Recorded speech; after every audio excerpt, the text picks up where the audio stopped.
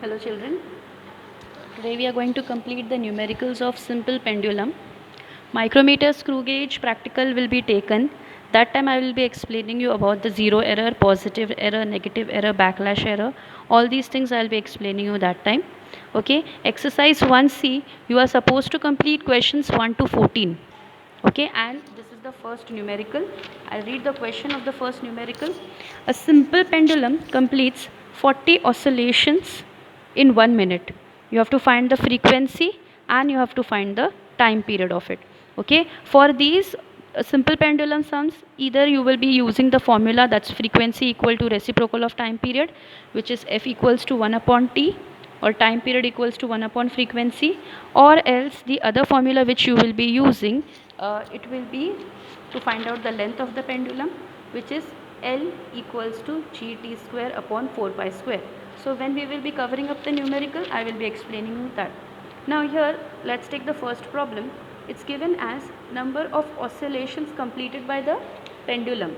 Okay, so number of oscillations which are completed by the simple pendulum is 40 oscillations. Now these 40 oscillations were completed in 1 minute. So here I have taken 40 upon 60. 1 minute equals to 60 seconds. So it's 40 upon 60. Okay, so which is 2 by 3, and the answer comes as 0.67 per second or hertz. We will not mention here hertz, we will be writing it as per second itself. Okay, I hope it is clear. So we got the frequency. So frequency is 0.67 per second. Okay, then you have to find out the time period. Okay, so next thing, time period, you know what's the formula, 1 upon frequency, so 1 upon 0.67.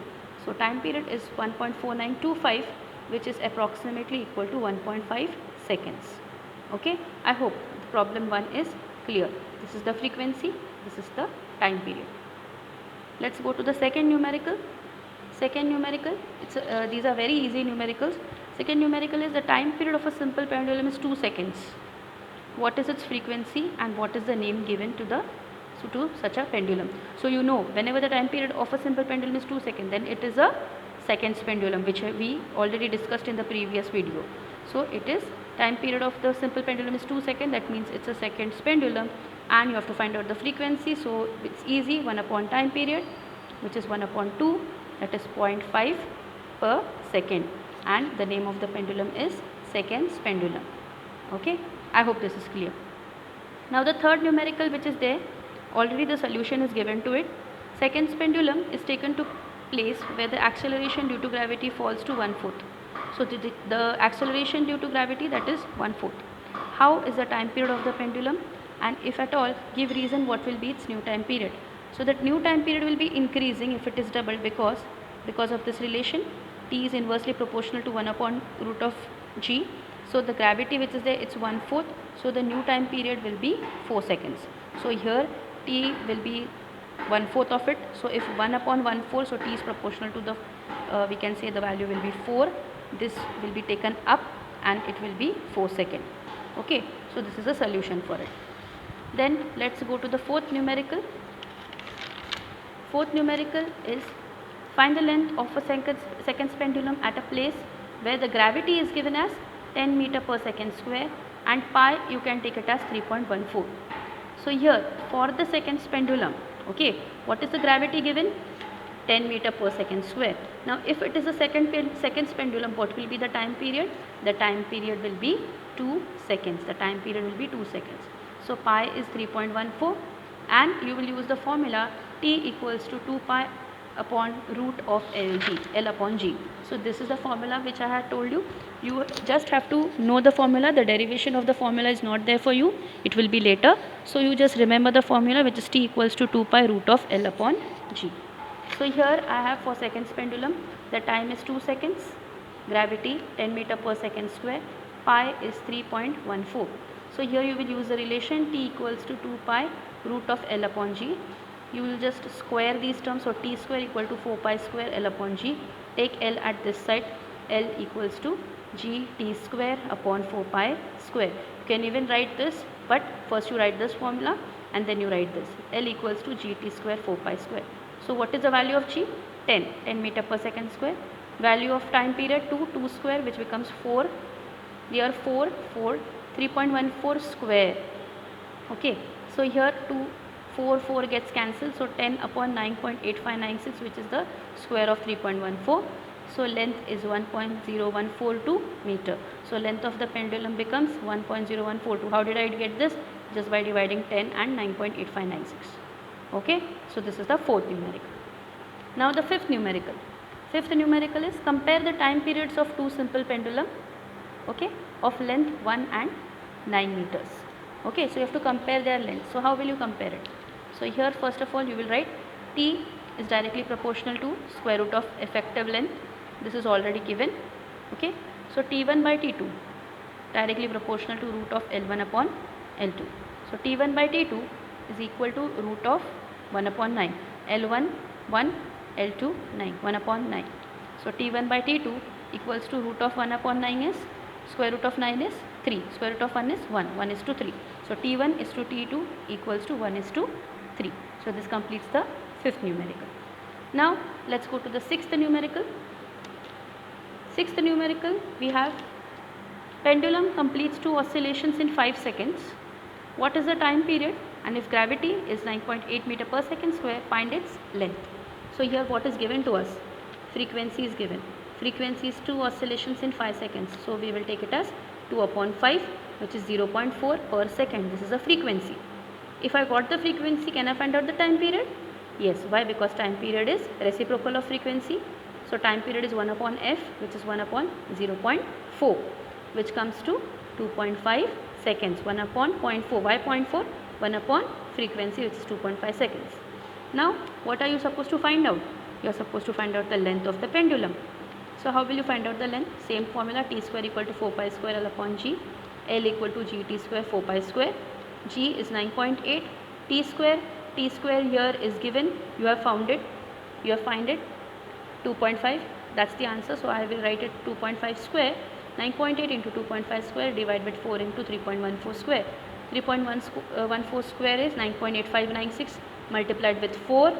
So I have multiplied all these terms and directly I got the answer as 61.25 divided with 339.4384.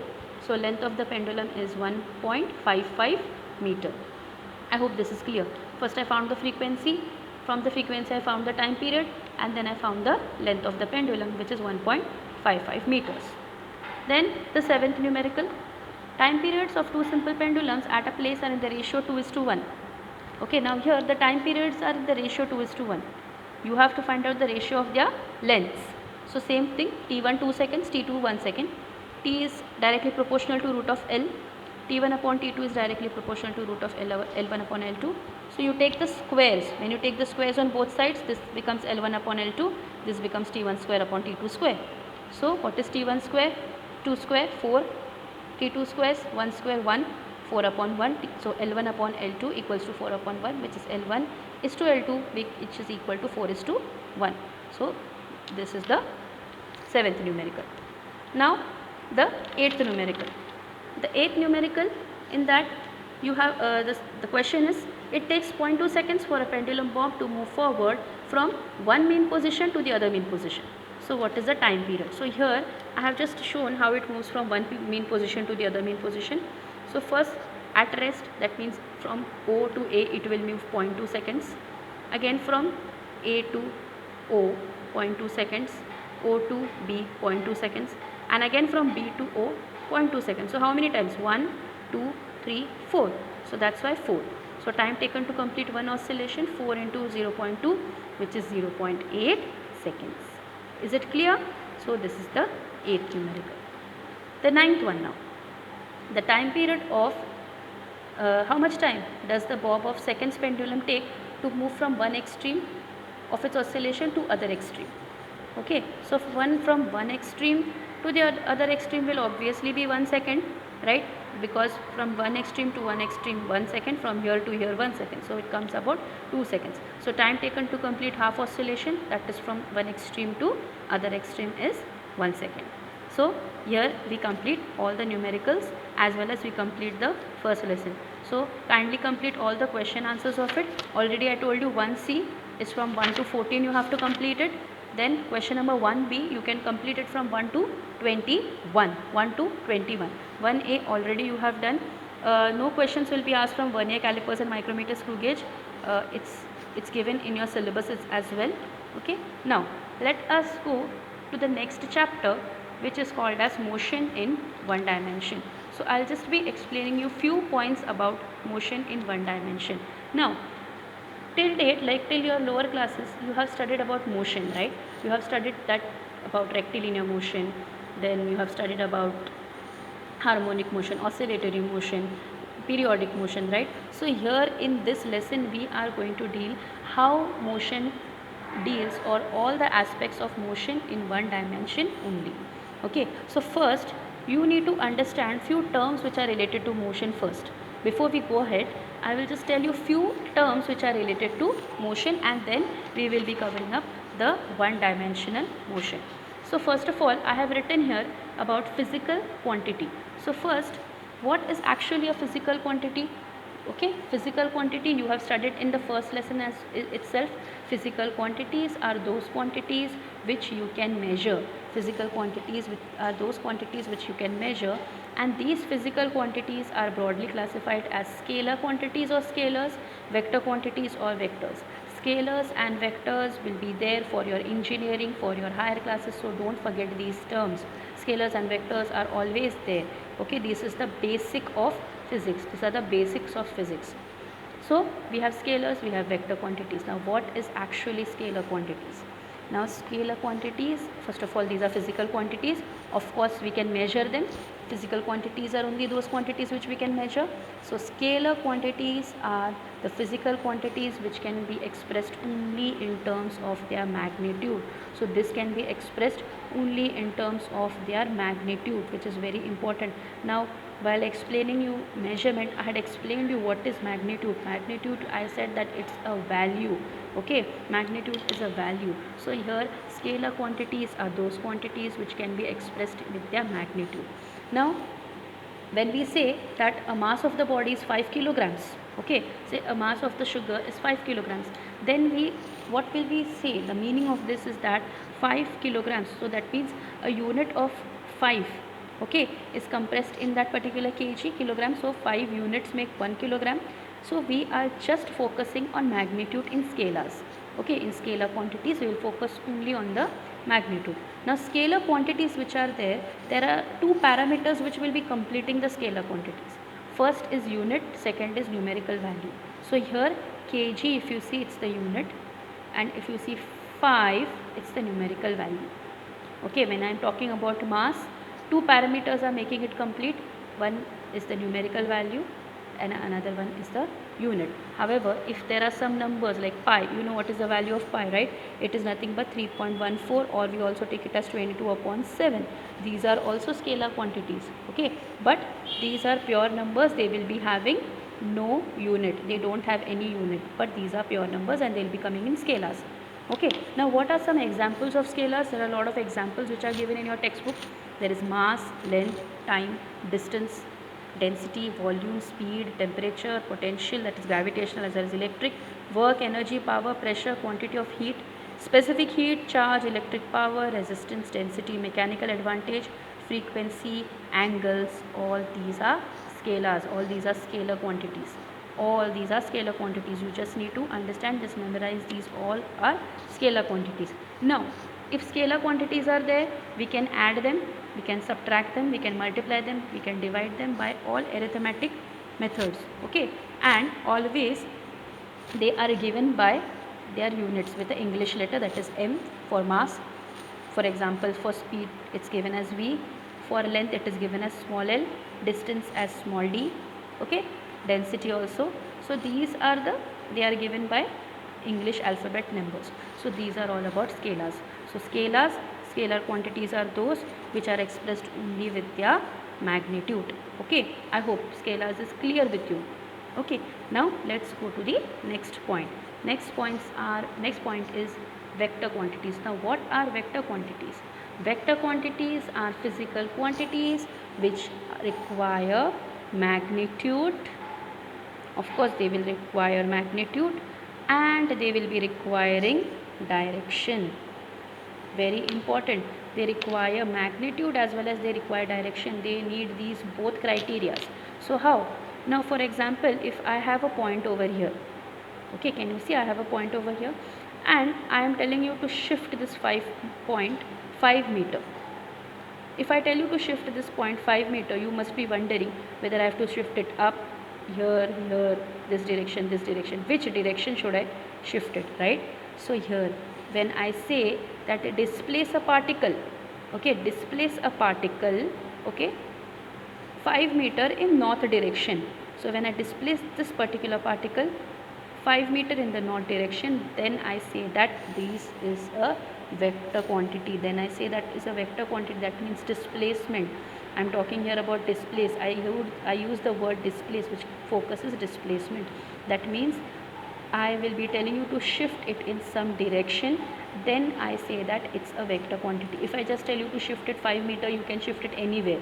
So it will be dealing only with magnitude. But when I say shift 5 meter in north, it has a magnitude and it has a direction, then I call it as a vector quantity, or I say that these are vectors. I hope it's clear now what is actually vector quantity. Vector quantities require magnitude and direction, and vectors require a unit, they require a direction which is already given, and a numerical value. Okay, same thing like scalars only. How scalars require unit and numerical value, same way it requires unit and numerical value, but they require a direction. They require a direction, then only we can express them as vectors. Okay, then what are the examples of vectors? There are a lot of examples given: displacement, velocity, acceleration, momentum you have learned in 8th standard, right? Force, moment of force you have learned in your 8th standard. Then in torque or impulse, weight, temperature gradient, electric field, magnetic field, dipole, etc. All these are vector quantities. Now vectors which are there, they can be positive or they can be negative also. Okay, vectors which are there, they can be positive or negative. Vector quantities which are there, if they are positive, then it is given by capital F. This is the symbol for force. If you see, there is a small arrow which is given. This small arrow represents that this is a vector quantity. Okay, and if it is expressed in negative, it is given by minus F with a small arrow on the top, okay, which represents that it is a vector quantity. So this small arrow which is there on the top, it represents the vector quantities. Okay, as well as we can use different algebraic methods. Vector quantities can follow different algebra for addition and subtraction, and it is represented by this small arrow. You can see, yes, this represents that this is a vector quantity. So I hope you are clear with what is actually scalars and what is actually vectors. Scalars are quantities which are expressing only the magnitude, and vectors are those which express the magnitude as well as the direction. Okay, so now this is first aspect of related to motion. Second aspect which we need to learn or we need to understand is rest and motion. You have learned about rest and motion, right? You have learned while studying motion, we had studied about rest and motion. So now when I say, are we in motion? Yes, we are in motion, right? Why we are in motion? Because the earth is continuously rotating as well as revolving. So with respect to the space, we are in motion. Okay, but now you all must be sitting at one position and listening to my video. Okay, so if I say with respect to your surroundings, you are at rest because your position is not changing. Okay, so here we say that every object in the universe is in motion. The flowers, the birds, everything. Okay, so our earth is also moves around the sun, so everything on the earth is in the state of motion. Sun, stars are also, all these are also in motion. Although nothing is at rest, we often say, so if nothing is at rest, we say that if this is a particular stone, okay, it's just lying on the ground, no motion, so if the stone is at rest. Then a person who is sitting over here, okay, sitting on the railway platform, and he is observing the tree. So when he is observing the tree is at rest, there is no motion. But I just see a vehicle on the road, okay, and it is moving. So I can say that the vehicle is in motion. Why? Because it is moving, it is changing its position. It's changing its position with respect to this man. So I can say that this vehicle is in motion. So, or we can say when we see a train leaving the station, the train is moving because it is continuously changing its position. But is the stone changing its position? No, so it's at rest. Is the tree changing its position? No, so it's at rest. But this is changing its position, so I say it's in motion. So we say that rest, okay, for rest we define it as rest. We can say that A body is said to be at rest if it does not change its position with respect to immediate surroundings. And a body is said to be in motion if it changes its position with respect to immediate surroundings. So when can I say a body does not change its position? So I can say that when the body is not changing its position, it is at rest. If it is in motion, it's changing its position with respect to the surrounding, it's in motion. So these are the two aspects. Now next thing is that for a moving body, okay, if this is a particular moving body, okay, and if this is a point, okay, this is a point, and if this point has to move, say let us take it as 10 meters. If it has to move 10 meters, so is the distance greater than the size of the body? Right, the size of the body is so much, it's a small point, but it is moving at a greater distance, moving at a larger distance. Okay, so here we, in this chapter, we are going to study the motion of the particle with relation to this size, with the point particle, assuming the point particle. So these are all the aspects which we will be studying. I hope you are clear with the term rest motion. I hope you are clear with the term that is scalars and vectors. Then next thing which we will be studying is one dimensional motion. In this lesson we are only going to deal with one dimensional motion. Now what is this one dimensional motion? When a body moves in a straight path, we say that it's a dimensional motion. So when a body moves in straight path, can we call it as rectilinear motion? Yes or no? If a body moves in straight line, we call it as rectilinear motion. So here we are going to study only one dimensional motion. And if a body travels in a curved path, then it is a two-dimensional motion. Now here I have written that it is traveling in one-dimensional motion in straight line, but no lateral motion. Lateral motion means if this particular body is moving in straight line, it is not moving sideways here and there, it's just a straight line. So this is what I call it as rectilinear motion. So no lateral motion. So if it is a two-dimensional, if it's a curved line, then it is a two-dimensional. And if the line is moving in space, that's three-dimensional. When you will be going in higher classes, when you study classical mechanics, you study all this three-dimensional. So here what are we going to focus on?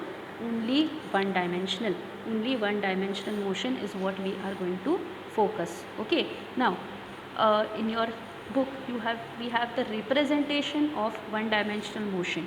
Okay, so the representation of one-dimensional motion, how we can do that?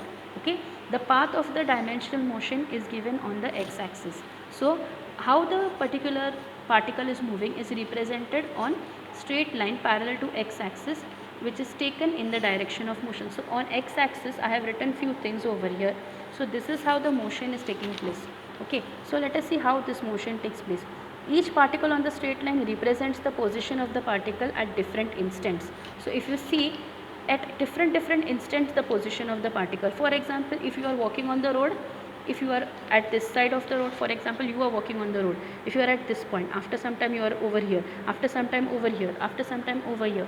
So when you are covering distances, your time is also increasing, yes or no? If you are standing here, after some time you go here, say after 5 seconds you went there. If you are standing here, if you went here, after 5 seconds you went here. Then from this point you went to this point, say you took 1 minute. So what is happening? Your time is also increasing. So here the position of the particle at instant t is expressed by specifying the x coordinate at any instant. So the particle moves, its x coordinate will change with time. So what is the x coordinate of the particle?